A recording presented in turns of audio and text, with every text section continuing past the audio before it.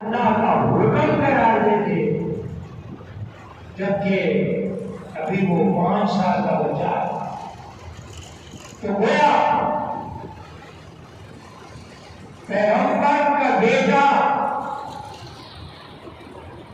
اللہ تعالیٰ ان کے اذہان قلوب کو اس معیار میں پہنچاتا ہے جس معیار میں کسی انسان کی عقل رسائی نہیں کر سکتی۔ تو جب یہ پیغمبر کے بیٹے کا یہ عالم ہے اور بچپنا کی حالت کا یہ عالم ہے کہ ان کی عقل تک، ان کی فکر تک، ان کی سوچ تک کسی انسانیت کی عقل، کسی انسانیت کی سوچ جانا وہاں ممکن نہیں، تو پھر پیغمبر کی ذات تک پہنچنا کہاں ممکن ہے؟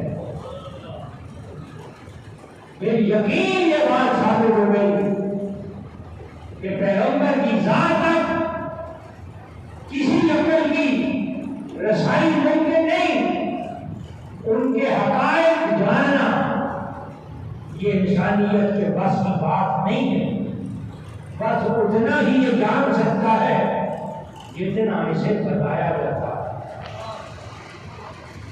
وگرنہ حقائق تو وہاں سے شروع ہوتے ہیں جہاں بتانا بند ہو جاتا ہے، جہاں بتانے کی بات ختم ہو جاتی ہے، جہاں کان بند ہو جاتا ہے وہاں حال شروع ہوتا ہے، اور جہاں حال جا کے ختم ہوتا ہے وہاں حقیقت کا آغاز ہوتا ہے۔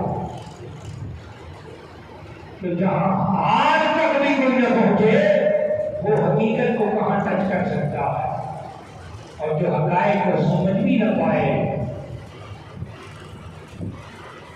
اور پھر اس رات پر اپنی عقل، اپنی فکر، اپنے کمزور علم کے پیمانے پر پیغمبر کو جانچے تو یہ گمراہی ہے۔ علامہ اقبال نے بھی بالکل کہہ دیا تھا،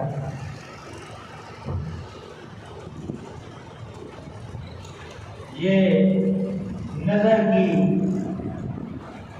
کرامت تھی کہ یہ مقتد کی کرامت تھی کہ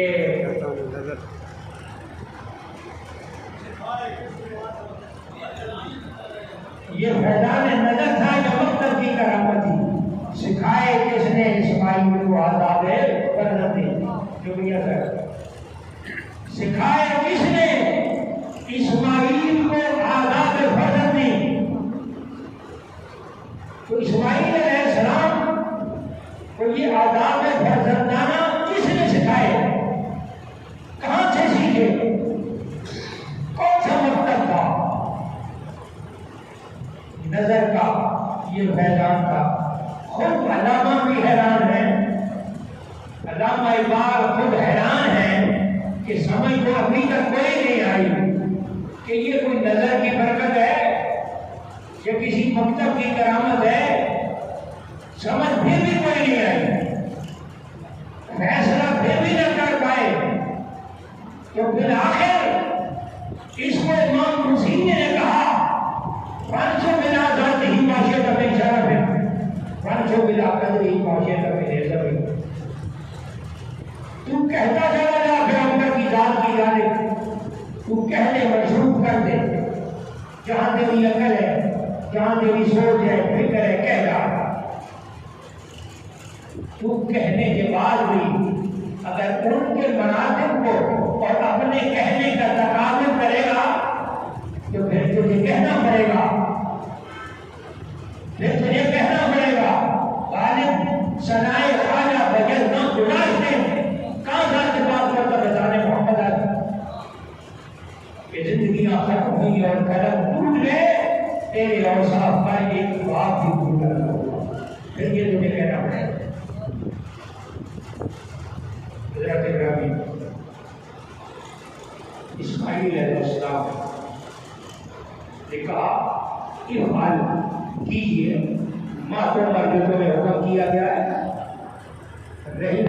میری، کیونکہ باخبر تھے ذبح کیا ہوتا ہے. یہ نہیں ہے کہ یہ بے خبری میں کہہ رہے ہیں، ذبح ہونا معلوم نہیں، پتہ ہے ذبح ہونا کیا ہوتا ہے. اس کے پھر جواب میں اپنے باپ کو اپنی حیثیت کا ذکر کر رہے ہیں. ستاجدونی انشاءاللہ من الصابرین. رہی میری بات کہ ذبح کے وقت میرا عالم کیا ہوگا، میری کیفیت کیا ہوگی. فرمایا میں نے کہا حضور آپ اپنی بات اللہ کے حکم سے جو ہوگا ہے وہ کر لیں، میری بات یہ ہے کہ مجھے انشاءاللہ صبر کرنے والوں سے پاؤ. چنانچہ ایسا ہوا، صبر کرنے والے ہی وہ پائے گئے. انہوں نے ٹوک نہیں کی، کٹی آنکھوں میں باندھ دی گئی. اور یہ بات بھی کتابوں میں موجود ہے کہ اسماعیل علیہ السلام نے اپنے والد سے فرمایا کہ میری آنکھوں پہ پٹی باندھی ہے، اپنی آنکھوں پہ بھی پٹی باندھیں، کہیں ایسا نہ ہو کہ آپ میری گردن پہ چھری رکھیں تو آپ کی نگاہ محبت میرے چہرے پر پڑے اور چھری کہیں رک نہ جائے. اپنی آنکھوں پہ بھی پٹی باندھیں تاکہ آپ بے ڈرے اللہ کے حکم کو پورا کریں. چنانچہ ایسا پھر ابراہیم علیہ السلام نے کیا.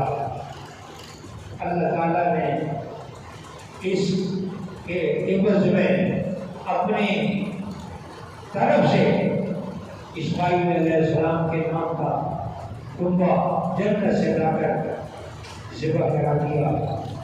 وہ ذبح ہو گیا. یہ ہے اس کا پس منظر قربانی کا. اسی لیے قیامت تک اللہ کے محبوب صلی اللہ علیہ وسلم نے ارشاد فرمایا کہ یہ قربانیاں ہمارے لیے واجب ہیں اور یہ صاحب استطاعت اس کو کرتے رہیں گے. اور اللہ کے محبوب صلی اللہ علیہ وسلم نے فرمایا کہ جو اپنی قربانی ذبح کرتا ہے، ایک تو یہ ہے کہ اس کے جتنے بار ہوں گے قربانی کے جانور کے، جتنے بار ہوں گے ہر بار کے بدلے قربانی کرنے والے کے گناہ معاف ہو جائیں گے، نیکیاں لکھی جائیں گی. دوسرا یہ کہ قربانی جب ذبح ہو بسم اللہ اکبر جب پڑھا جاتا ہے، اس کے خون کا قطرہ ابھی زمین پر پہنچتا نہیں ہے کہ اللہ فرشتوں سے اعلان کروا دیتا ہے کہ اعلان کر دے کہ میں نے فلاں بندے کی بخشش کر دی ہے، قربانی کرنے والے کی بخشش کر دی. یہ کام ہو جاتا ہے. تو کیونکہ قربانی رضا الہی کے لیے کی جاتی ہے، اللہ کے حکم سے کی جاتی ہے، تو اس کے وہی شرائط ہیں جو اللہ کے حکم کے ہیں. یعنی اللہ کے حکم کے مطابق اس کو ذبح کرنا، اس کے مطابق اس کے گوشت کیسے بنانے، اسی کے مطابق اس کو تقسیم کرنا. یعنی ایسا نہ ہو کہ یہ عام جانور سمجھا جائے، یہ عام جانور نہیں ہے، یہ اللہ کے حکم سے ذبح ہوگا. تم 364 دن اپنی مرضی سے ذبح کرتے ہو، مرضی سے کھاتے ہو، یہ اللہ کی مرضی سے ذبح ہوگا، اللہ کی مرضی سے کھایا جائے گا، اللہ کی مرضی سے تقسیم کیا جائے گا، اللہ کی مرضی کے مطابق یہ اپنے اختتام تک پہنچے گا. اول سے آخر تک اللہ کی مرضی شامل رہے گی. تو انسان کو چاہیے، بندے مومن کو چاہیے کہ اس قربانی کے جانور کے اندر ہر سڑک پر، ہر قدم پر سوچے کہ اللہ کی مرضی کیا ہے، ذبح کے بارے میں اللہ کی مرضی کیا ہے، میں اس کو کیسے ذبح کروں، اس کا گوشت کیسے بناؤں، اس کا تقسیم کیسے کروں، کہاں تقسیم کروں. بلکہ علماء نے لکھا ہے کہ اس گوشت کو پر مذہبوں کو نہیں دینا چاہیے. اس کا گوشت قربانی کا پر مذہب کو نہیں دینا چاہیے.